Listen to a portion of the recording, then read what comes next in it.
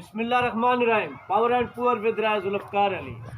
जैसा कि आप जानते हैं, मैं दुनिया को दिखाता हूँ पाकिस्तान और पाकिस्तान को दुनिया। फवाद चौधरी को आज अदालत में पेश किया गया, उस पर बात तो करेंगे, लेकिन मुझे तो उम्मीद यही थी कि फवाद चौधरी को 1-2 दिन का रगड़ा काफ़ी होगा, लेकिन अदालत ने 14 दिन के रिमांड पर उनको अडियाला जेल भेज दिया। उसके अलावा जो कुछ हुआ वो डेवलपमेंट उस पर बात करते हैं, लेकिन सच्ची बात यही है, जैसा करोगे वैसा भरोगे। कल जो कर रहे थे वो भी नजायज़ था, आज जो हो रहा है वो भी नजायज़ है। पाकिस्तान में इंतकामी सियासत जो है वो बढ़ चढ़ कर हो रही है, और अवाम जो है वो बढ़ चढ़ कर क्या बल्कि बिल्कुल पिसती जा रही है। और ये हकीकत है, सच है, इस पर जितना भी बोलें, जितनी भी बात करें वो कम है। सियासी जमातें जो हैं, कल पीटीआई थी और उसकी तादी थी, आज नून लीग पीपल्स पार्टी है उसकी तादी हैं। तो सियासी जमातें जो हैं या उनके जो लीडरान हैं जो हुकूमत में आते हैं, पहले वो हुकूमत में थे अब ये हुकूमत में हैं, तो वो तो हुकूमत में नज़र आते हैं। लेकिन अगर आप गौर करें, गौर से देखें, तो कल पीटीआई की हुकूमत थी, तो पीटीआई में भी पीटीआई के वर्कर को, पीटीआई के मानने वालों को, बाकी अवाम के साथ कोई फ़ायदा नहीं था। सिर्फ नाम था, कंपनी की मशहूरी थी और अंदर खोखलापन था। इस तरह पीपल्स पार्टी, नून लीग और इन जमातों की अब हुकूमत है, तो चंद बड़े लोग जो है उसको एंजॉय कर रहे हैं, लेकिन नून लीग का वर्कर, पीपल्स पार्टी का वर्कर या ये लोग जो हैं, इनसे ये हुकूमत भी दूर है। ऐसे लगता है कि जैसी जिस भी किसी जमात की हुकूमत है तो उस जमात के चंद लोगों की हुकूमत है, वरना जमात की भी हुकूमत नहीं। अवाम की ना वो हुकूमत थी ना ये हुकूमत है। उसके अलावा 2018 से लेकर आज तक ऐसा ही लगता है मुल्क में सिविल मार्शल लॉ है। हमारी गलतफहमी थी कि हम समझे कि किसी हद तक ये चीज़ ख़त्म हो चुकी है इमरान खान के जाने के बाद, लेकिन इमरान खान के जाने के बाद भी कोई ख़ास फ़र्क नहीं पड़ा है।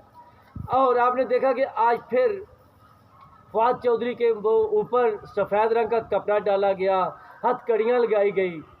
उन्होंने जो कहा वो गलत था, नजायज़ था, उसकी अपनी दफ़ात होंगी, लेकिन वो एक सियासतदान है, एक वकील है, एक नाम है, तो 124 की जो दफ़ा बगावत की, गद्दारी की, वो गलत है। लेकिन यहाँ पर हो क्या रहा है, जब दूसरी पार्टी से पूछे अंदर खाने, या वैसे हालात भी नज़र आते हैं कि लोहे को काटता है। सियासत में, जंग में सब जायज़ है। तो पाकिस्तान में इमरान खान ने जो नफ़रत की, गाली की, बदतमीज़ी की, घटिया सियासत शुरू की, तो इमरान खान और उनके ये जो लौंडे लपाड़े हैं, इनको ठीक करने के लिए उसका जवाब उसी सूरत में दिया जाएगा। तो दूसरी तरफ से भी अब बिल्कुल वही हिकमत अमली है, यानी वो इमरान खान के जो घटिया हथियार थे, और अब वो इमरान खान के और उनके लोगों के ख़िलाफ़ भी वो घटिया हथियार जो है वो ही इस्तेमाल हो रहे हैं। इसलिए तो मैं कहता हूँ, जैसा करोगे वैसा भरोगे।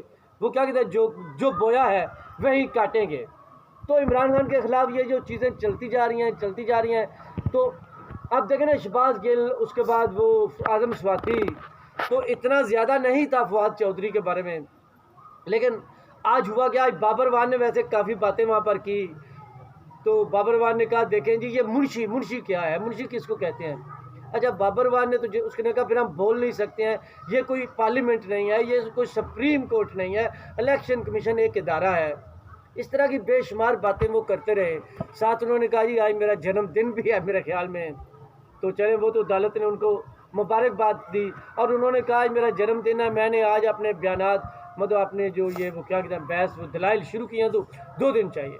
खैर ये बातें होती रही। दरमियान में अदालत ने कहा कि इनकी हथकड़ियाँ खोली जाए और इनकी फैमिली से मिलने दिया जाए। आबा चौधरी जो उनकी बीवी हैं, उनसे मेरे 2 बच्चियाँ हैं, 4 साल 5 साल की है मैं शायद, तो उनकी अच्छा उसके साथ मैं ये भी बताऊँ कि कल से परसों से फवाद चौधरी साहब की जो बेगम है, वाइफ है, बीवी हैं, उन्होंने काफ़ी स्टैंड लिया है। बड़ा अच्छा बोलती हैं, बड़े दलाइल के साथ बोलती हैं। और मुझे तो ये लग रहा था, अब क्या करें, ये मीडिया वाले या हम सियासतदान हर बात से कोई ना कोई बात निकालते हैं। तो ये चौधरी हैं जो फवाद चौधरी वगैरह, क्या ये भी बता रहे थे या जाहिर किया जा रहा था या उनकी हिकमत अमली थी कि अगर फवाद चौधरी को नाइल किया जाए या कुछ हो, तो पीछे उनकी बेगम है, वो सियासत कर सकती हैं, वो बोल सकती हैं। मतलब कल बड़े तरीके से बेशुमार अचानक आती हैं, टेलीविज़न के मुख्तलिफ प्रोग्रामों में आ रही हैं। फिर उनका जो गुफ्तगू का अंदाज़ है वो भी ऐसे लगता है जैसे पॉलिटिशियन गुफ्तगू करते हैं। इसमें कोई शक नहीं है भाई, उनका सियासी घराना है। बहरहाल जी, ये तो है लाइट मूड में एक बात थी, वो उनका इस वक्त मुश्किल वक्त है, तो हम बिल्कुल मजम्मत करते हैं उन पर सफ़ेद कपड़ा डालना, हथकड़ियाँ लगाना। बहरहाल जी, उनको डयाला जेल भेज दिया गया 14 दिन के रिमांड के लिए, रिमांड पर। लेकिन आज वो एक अदालत में गए तो वहाँ पर जज साहब ने इनकार कर दिया कि, बल्कि माजरत के लिए एक दूसरी अदालत में गए तो वहाँ भी बात नहीं बनी।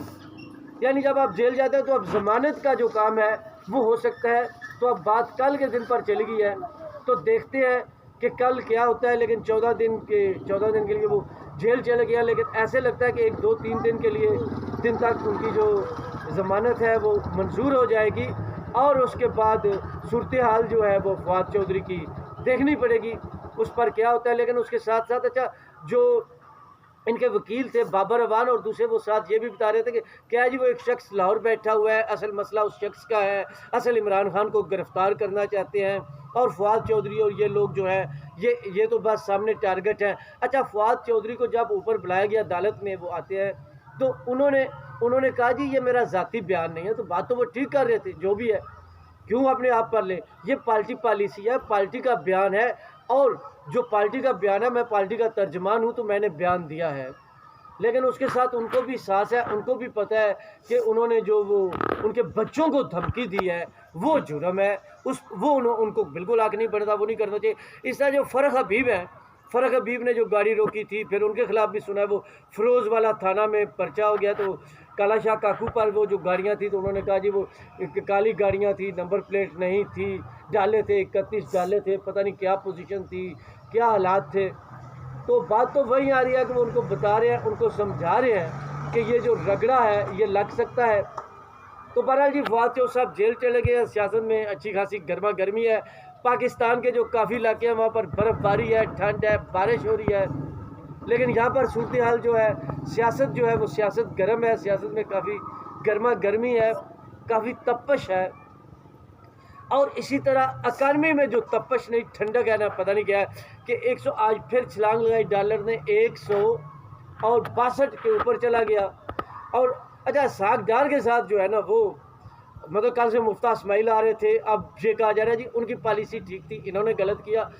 तो देखें, ये वैसे अजीब होता है। देखें, असद उमर 6 महीने नहीं गए थे IMF के पास और सत्यानाश मार दिया अकादमी का, और पिछली हुकूमत पर डालते थे। अब लोग समझ रहे थे सागदार आएंगे तो मामला ठीक हो जाएंगे, मामला बेहतर हो जाएंगे, लेकिन सागदार के आने से भी हालात ठीक नहीं हुए, बल्कि डॉलर जो है उस पर जो कैप लगा दी गई थी, यानी ब्लैक में या वैसे जब ये हम करेंसी चेंज कराने के लिए जाते थे तो वहाँ पे रेट 155, 160, 162 होता था, वैसे उसकी कीमत 132-133 थी। तो उन्होंने पिछले कुछ महीनों से रोका हुआ था, अब वो हटाई है, दूसरे तो ऊपर जाना है। लेकिन उसके साथ 31 को IMF की अब टीम आ गई है और 9 तक रहेगी, तो देखते हैं क्या होता है। लेकिन इस गर्मा गर्मी में, तपश में, सबको याद है, ये हुकूमतें आवाम को, लोगों को याद नहीं रखती हैं। तो हमारी ये दुआ है कि लोगों की तरफ भी तवज्जो दी जाए, लोगों को भी याद किया जाए। अब तक इतनी काफ़ी। Power and poor with Zulfiqar Ali. Allah.